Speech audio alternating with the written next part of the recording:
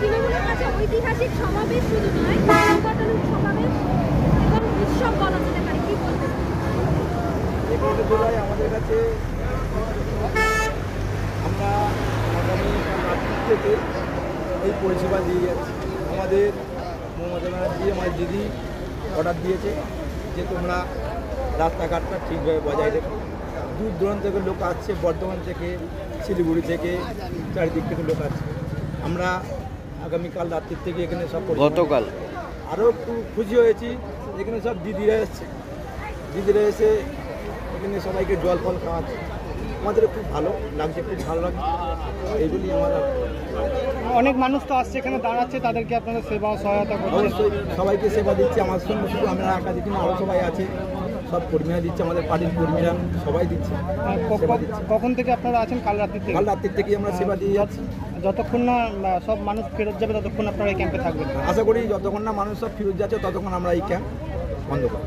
আচ্ছা, বৃষ্টি কি হতে পারে আর যখন দিদি বক্তব্য রাখবে? প্রতি বছর তো দেখা যায় 21শে জুলাই পূর্বার সময়তে বৃষ্টিটা বন্ধ হয়ে যায়।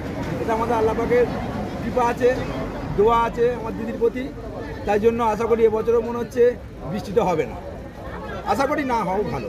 শুভেন্দু অধিকারী যিনি বলেছেন যে একেবারে মুসলিম যুব মোর্চা যেটা রয়েছে সেটা একেবারেই সবকা সাথ সবকা বিকাশ, তারা কোনো পরিষেবা বন্ধ করে যুব মোর্চা তুলে দেওয়া হয়, মুসলিম সম্প্রদায়ের যে যুব মোর্চা রয়েছে, কি বলবেন? সংখ্যালঘু সেল আছে, সেই সেল তুলে দেওয়ার কথা বলেছেন।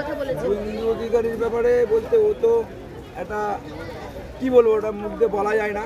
উনি তো আমাদের এইখান থেকে বেইমানি করে গেছে এবং অন্য দলে চলে গেছে।